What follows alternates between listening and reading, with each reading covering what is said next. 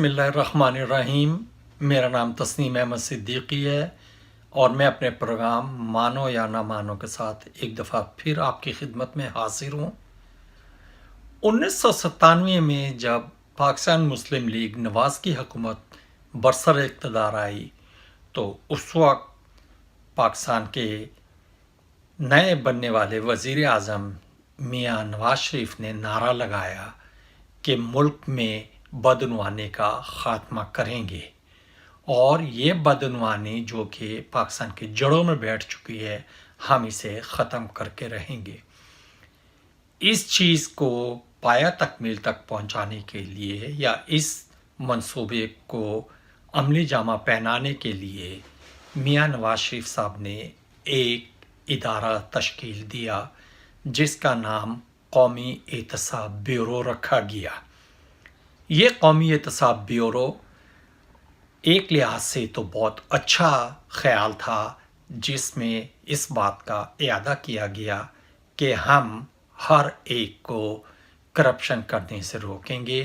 और जो करप्ट अनासिर हैं हम उनके ख़िलाफ़ एक्शन लेंगे। लेकिन इस कौमी एहतसाब ब्यूरो पे पहले दिन से सवाल उठने शुरू हो गए, क्योंकि इसका जो चेयरमैन नामज़द किया गया, जो पहले चेयरमैन बने, उनका नाम सैफुर रहमान ख़ान था। सैफुर रहमान ख़ान जो कि नवाज शरीफ के दस्ते राज थे, सैफुर रहमान ख़ान जो कि नवाज शरीफ के कुछ कारोबारी मामलात को भी देखते थे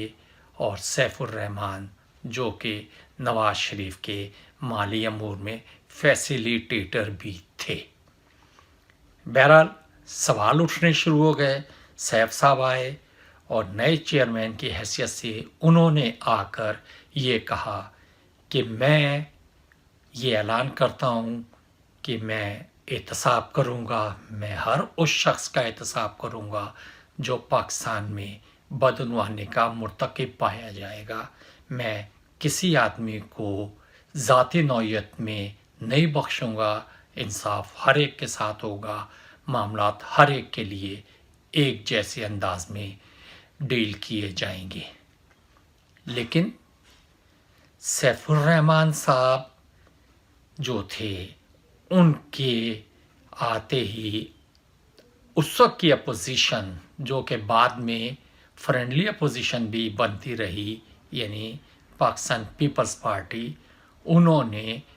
आवाम के सामने एतराज़ात उठाने शुरू कर दिए कि जनाब ये तो ज़्यादती है, ये हमें जो है ना नुकसान पहुंचाएगा, ये हमारे मफादात पे डाका डालेगा। बहरहाल ये बातें होती रहीं और सैफुर रहमान साहब एहतसाब करते रहे। पता नहीं कैसा एहतसाब कर रहे। हाँ, एक बात बताता चलूँ, सैफुर रहमान साहब ने एक और बात का भी ऐलान किया कि क्योंकि मुझे एक ज़िम्मेदारी सौंपी गई है, लिहाजा जब तक मेरे पास ये ज़िम्मेदारी रहेगी मैं पाकिस्तान में कोई ज़ाती कारोबार नहीं करूँगा। ज़ाती कारोबार तो सैफ साहब करते रहे, ज़ाती कारोबार तो उनके बनना हुए। ये और बात है कि सैफ साहब नहीं थे तो मुजीब साहब करते रहे और लोग करते रहे, लेकिन सैफुर रहमान साहब के कारोबार ना रुके। बहरहाल लंबी बहस हो जाएगी। उसके बाद ये हुआ कि 1999 में नवाज शरीफ साहब को एक दफ़ा फिर किसी से लड़ने के लिए मौका चाहिए था और उन्होंने फ़ौज के साथ सींग लड़ा लिए और उस वक्त के कमांडर इन चीफ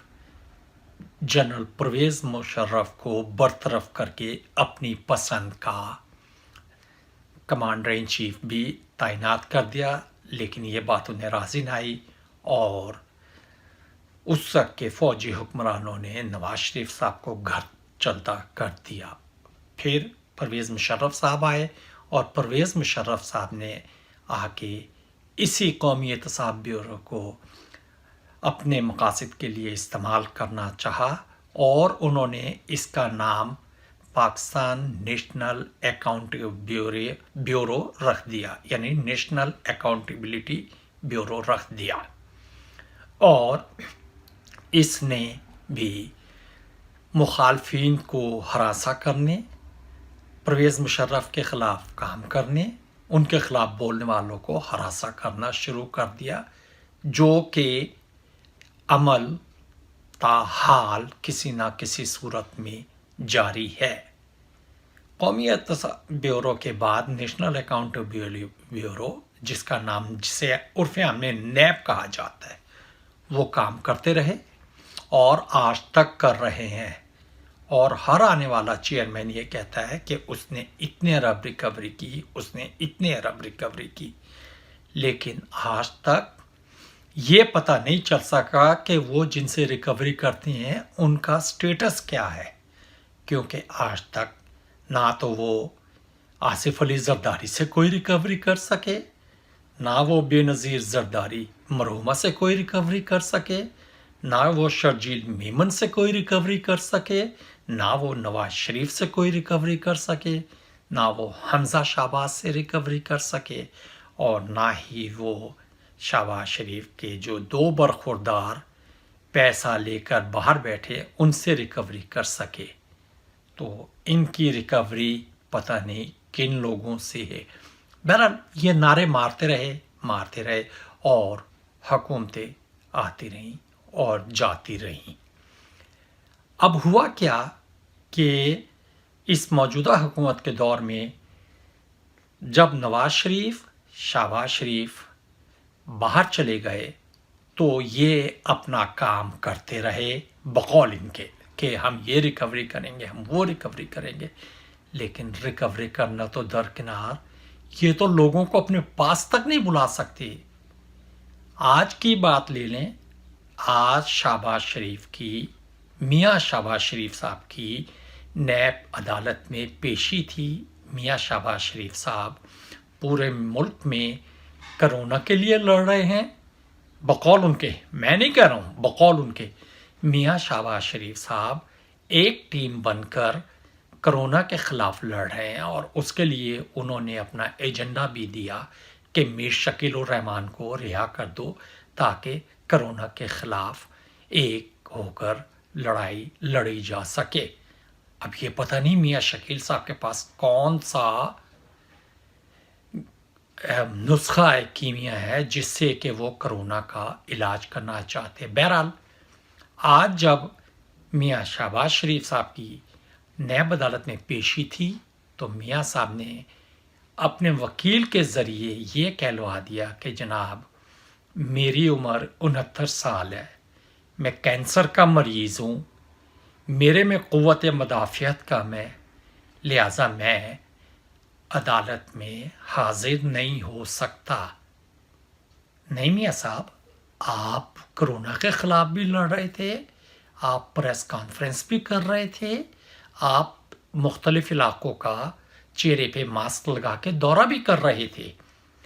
اب آخر یہ کیا ہوا کہ ایک دم آپ 69 سال کے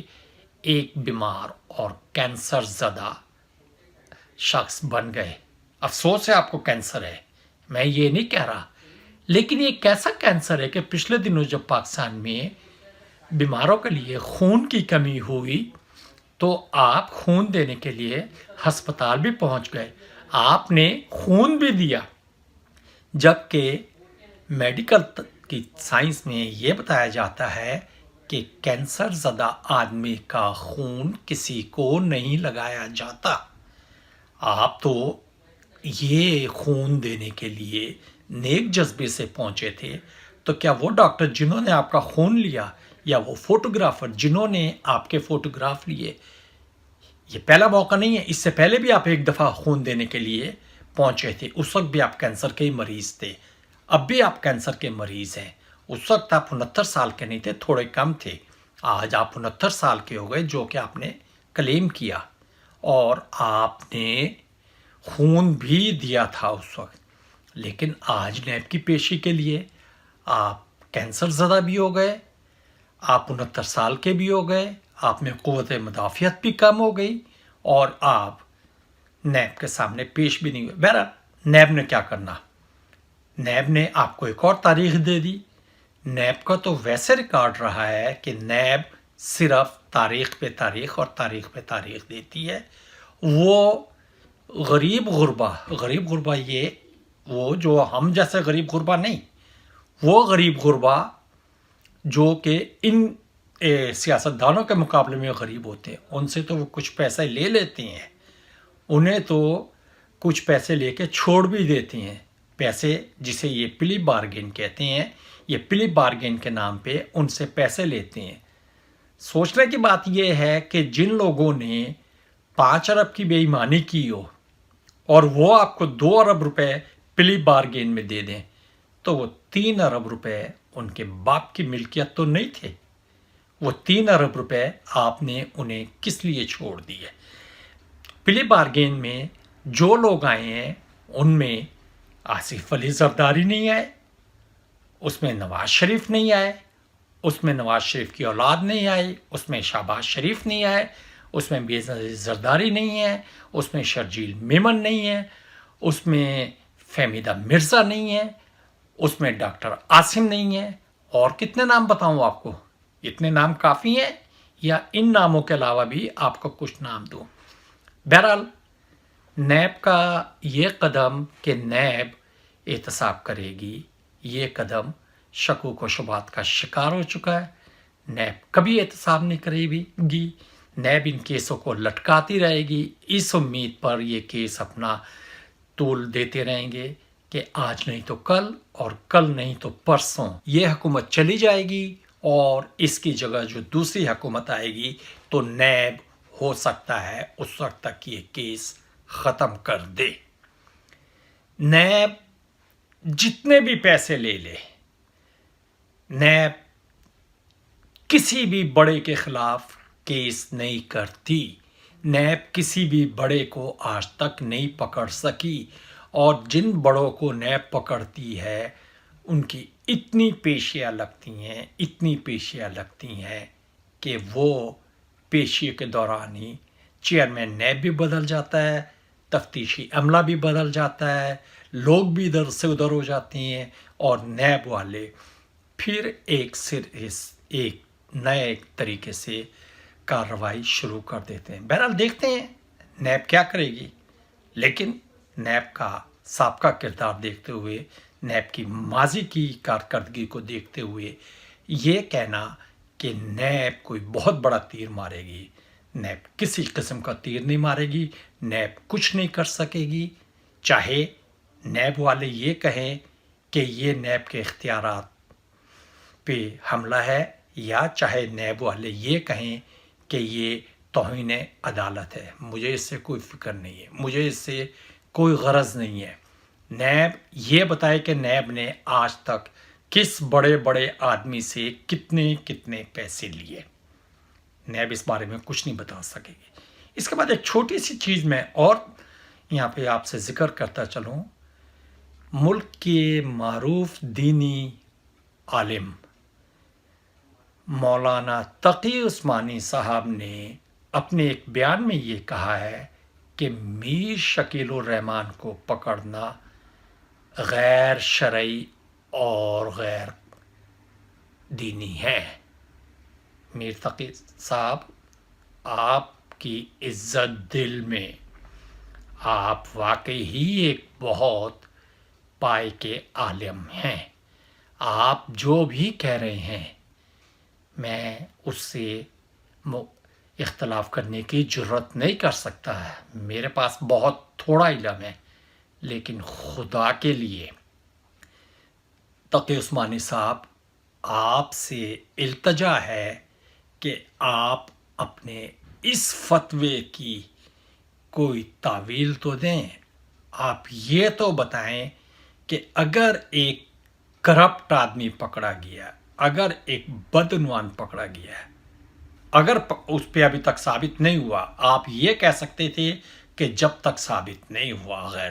لیکن غیر شرعی کا جو آپ نے لفظ استعمال کر دیا، آپ صرف یہ بتا دیں کہ یہ غیر شرعی کس طرح ہے، غیر اسلامی کس طرح ہے، کون سی وجوہات تھیں جس کی وجہ سے آپ نے اتنا بڑا عالم ہونے کے ساتھ اس مسئلے پہ فتویٰ دیا۔ یہ آپ کی ذاتی رائے بھی نہیں ہو سکتی کیونکہ آپ کی ذاتی رائے کو بھی پاکستان کی عوام فتویٰ اور احکام کی صورت میں دیکھتی ہے. آپ کی ذاتی رائے کا بھی ادب کیا جاتا ہے. آپ کی ذاتی رائے کو بھی آنکھیں بند کر کے تسلیم کیا جاتا ہے. مولانا تقی صاحب، آپ سے گزارش ہے کہ اپنے کسی پروگرام میں اگر آپ نے یہ الفاظ کہے، کیونکہ یہ ہم نے ٹی وی پہ دیکھے ہیں، یہ ہم نے اپنے کانوں سے سنے، اگر آپ نے یہ الفاظ کہے ہیں تو آپ اس کی تردید کریں یا تصدیق کریں تو یہ بتا دیں کہ یہ الفاظ آپ کو کیوں کہنے پڑے، کون سی وجوہات تھی جس کی وجہ سے آپ نے یہ الفاظ کہے، یا وہ کون سے شواہد ہیں جس کی وجہ سے آپ یہ سمجھتے ہیں کہ یہ غیر اسلامی اور غیر شرعی فعل ہے. بہرحال میں اس پہ زیادہ نہیں کہوں گا، میں تو ایک چھوٹا سا مسلمان ہوں، آپ تو ایک بہت بڑے عالم ہیں. بہرحال اس کے ساتھ ہی میری ایک دفعہ دوبارہ نیب سے درخواست ہے کہ نیب کام کر لو، کام کرتے ہو تو بتا دیا کرو، کیونکہ جب سورج چڑھتا ہے تو سب دیکھتے ہیں. بڑوں سے پیسہ نکلواؤ گے تو سب دیکھیں گے اور سب یہ کہیں گے کہ نیب ایک اچھا ادارہ ہے، ورنہ نیب بھی کچھ نہیں ہے. اس کے ساتھ ہی میں اپنے بھائیوں سے، اپنے دوستوں سے، اپنے ساتھیوں سے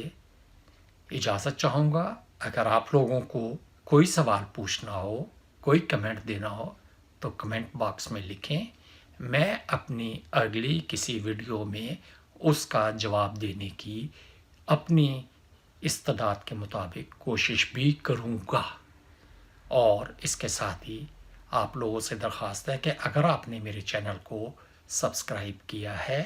تو ٹھیک ہے، اور اگر آپ نے سبسکرائب نہیں کیا